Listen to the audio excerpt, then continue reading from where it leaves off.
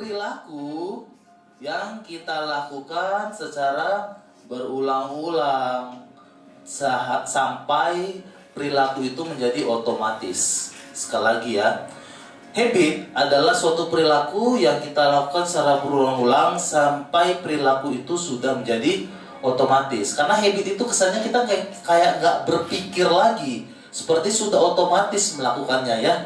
Kalau misalnya Anda bayangkan dengan Anda belajar naik mobil, yang namanya action perilakunya Anda baru belajarnya pertama kali. Anda ngeremnya mana, ganti kopling seperti apa, lalu kalau jalannya sempit Anda melakukan incinya gimana. Tapi kalau itu sudah Anda lakukan berulang-ulang sampai sudah menjadi otomatis, itu jadi habit. Jadi kalau ada jalan sempit aja Anda bisa bilang, nggak masuk nih mobilnya. Kalau misalnya ada celah dikit, bisa lakukan zigzag, ya kan gitu. Karena sudah habit, sudah otomatis, kayak nggak berpikir lagi. Jelas? Ya. Nah, untuk mencapai habit, dimulailah dari perilaku. Perilaku yang sederhana, tapi Anda lakukan berulang-ulang sampai otomatis. Pertanyaannya adalah, misalnya nih, Anda ingin diet, misalnya ya. Jangan lihat saya juga gitu, wah ini ngomongin diet nih. Oke, kalau Anda ingin diet, salah satu tips yang bisa Anda lakukan adalah rajin olahraga, misalnya seperti itu ya. Anda pernah berkata seperti ini ya, mungkin kita juga pernah berkata seperti ini. Besok pagi, saya mau lari pagi. Semangatnya kayak gitu ya, malam-malam ya. Wah, punya suatu resolusi awal tahun gitu ya. Tahun ini saya harus turun berat badan saya 10 kilo. Kan gitu. Dengan cara apa? Lari pagi. Malamnya semangat, benar gak? Itu belum jadi habit loh. Lari pagi masih resolusi, baru sebuah, wah saya mau jadi lari pagi nih, mau lari pagi nih besok pagi. Pagi-paginya, tahu apa yang terjadi? Lebih enak tidur, benar gak sih? Senin sampai Jumat, mindsetnya berubah lagi. Senin sampai Jumat kerja sudah capek, kok pagi-pagi hari Sabtu disuruh lari, lebih enak tidur lah, santai-santai, kan gitu. Apa yang terjadi? Nggak jadi larinya, actionnya pun nggak jadi. Kalau actionnya nggak jadi, jangan pernah harapkan jadi habit. Terkadang memulai suatu action pun nggak gampang, setuju ya? Mikirnya sih enak, mikirnya sih gampang, tapi ngelakuinnya ya nggak susah-susah juga, tapi nggak gampang-gampang juga gitu ya. Terkadang niat itu dikalahkan dengan enaknya suatu situasi dan lingkungan, benar nggak sih? Pertanyaannya adalah action. Kalau Anda sudah berpikiran malamnya, wah besok pagi saya akan menetapkan diri saya mau olahraga. Itu bagus. Kenapa? Minimal sudah punya pemikiran actionnya harus apa. Tapi ada juga orang ya, saya pernah ketemu sama orang, dia itu belum dapat pekerjaan. Lalu saya tanya, apa yang perlu kamu lakukan biar kamu dapat kerjaan? Ya nggak tahu lah. Kalau Tuhan nanti berkehendak ya dapat aja kerjaan. Nah itu kan konyol tuh, benar nggak? Untuk memikirkan tindakan aja nggak mau. Itu kan repot, benar nggak? Yang salah ada di mana? Di mindsetnya. Yang salah itu adalah di mindsetnya. Terus kita permudah aja di mindnya. Benar nggak? Kalau untuk memikirkannya aja enggak, untuk tahu aja apa yang harus dilakukan aja tidak mau memikirkannya, gimana actionnya bisa jadi? Setuju gak?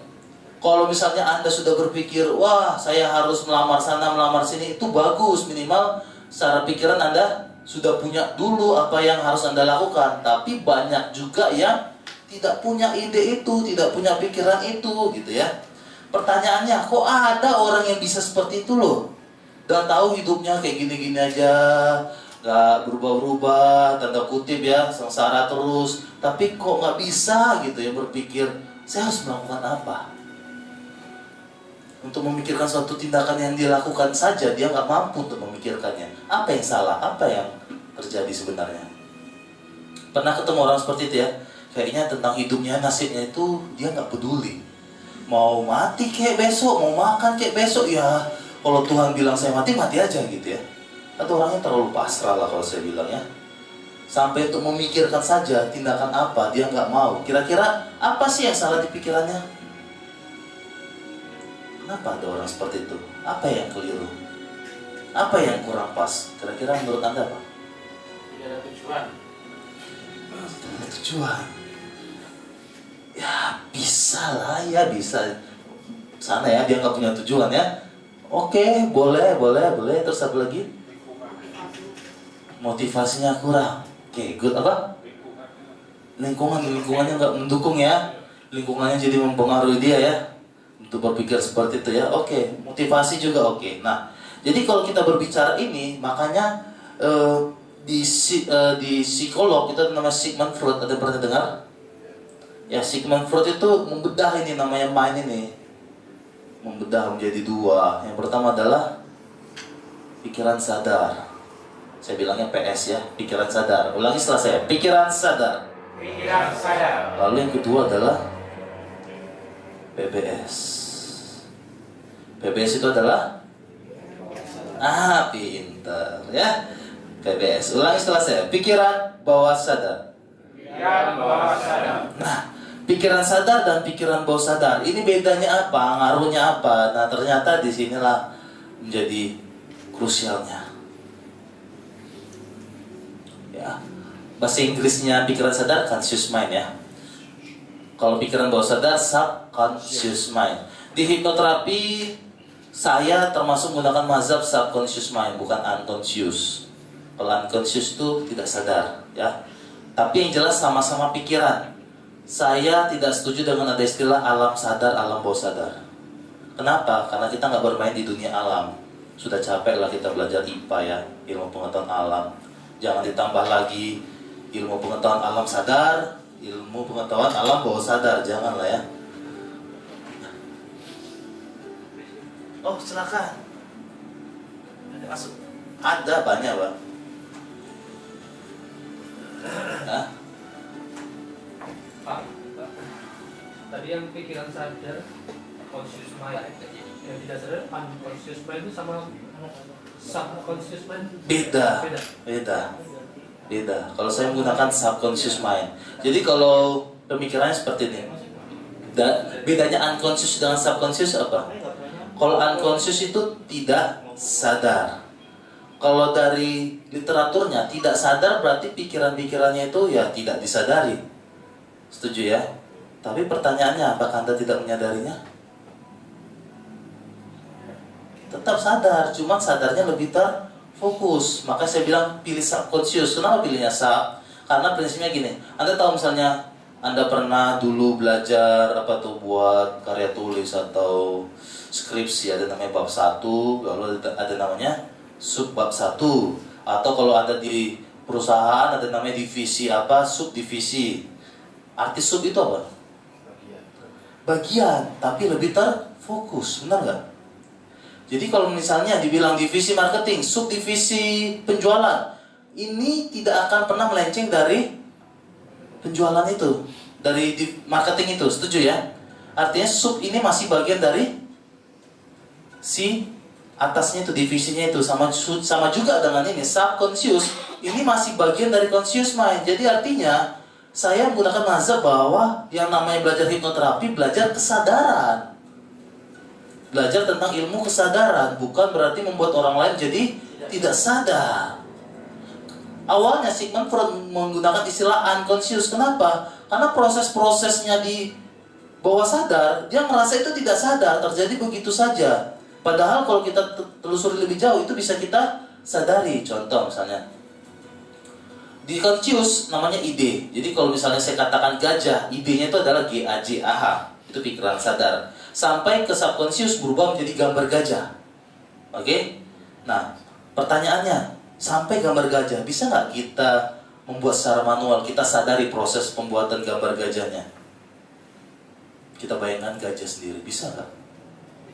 Bisa. Coba Anda bayangkan gajah sekarang. Cuma kalau Anda fokus, Anda relax, ya bisa muncul gajah, benar nggak? Setuju ya?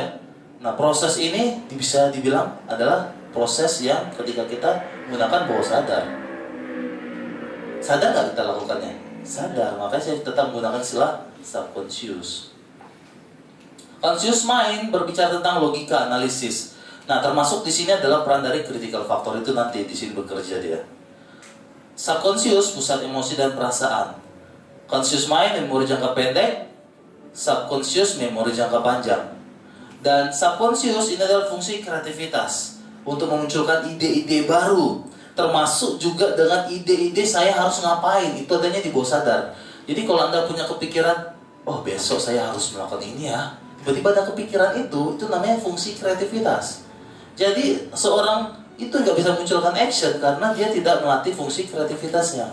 Dia tidak mau memikirkan harus melakukan apa namanya kreativitas dari kata create. Create artinya menciptakan.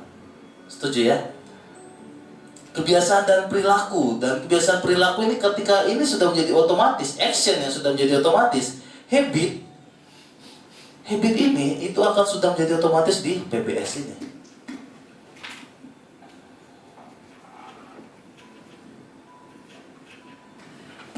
Menarik ya. Ketika kita ingin punya kebiasaan baru, kita pikirkan dulu dari bawah sadar, kita mau kebiasaan apa. Kita pikirkan, lalu kita lakukan sampai berulang-ulang jadi habit. Habit ini otomatis masuk lagi ke pikiran bawah sadar. Artinya ketika habit sudah menjadi pikiran bawah sadar dan habit ini akan menjadi satu kesatuan. Artinya apa? Untuk mencapai karakter yang bagus, berarti bisa dilakukan percepatan dari PBS. Benar kan? Jadi kita nggak perlu lagi membangun namanya mind, action, segala macam. Dengan PBS-nya aja bisa kita ubah, maka kita melakukan bypass. Untuk mengubah habit, untuk mengubah kebiasaan, tinggal kita ubah PBS-nya, maka habitnya pun akan berubah. Kita bypass namanya action sama mind. Paham ya logikanya ya? Jadi untuk mempercepat kesuksesan sendiri ya tinggal perkuat aja terus habit itu. Nah, kemarin juga saya bilang di bawah sadar ada namanya penjaga gawang nih, namanya belief system dan self image. Jadi artinya setiap sugesti yang kita sampaikan tidak boleh bertentangan dengan belief system dan self image. Belief system berbicara tentang apa yang kita yakini benar, tapi bukan berarti itu adalah suatu kebenaran ya. Karena kemarin ada yang nanya ya, Pak gimana kalau yang salah adalah belief systemnya? Yang nanya kemarin siapa? Apa yang harus kita lakukan? Ini menjadi masalah besar tuh. Karena belief system ini bukan sesuatu yang tercipta begitu saja. Ini adalah sebuah hasil dari sejak lahir sampai kita saat ini. Itu adalah belief system. Ya, self image adalah gambaran diri kita. Bagaimana kita melihat diri kita sendiri. Saya orangnya minderan tuh, berarti self image-nya lagi rendah. Gitu. Self image.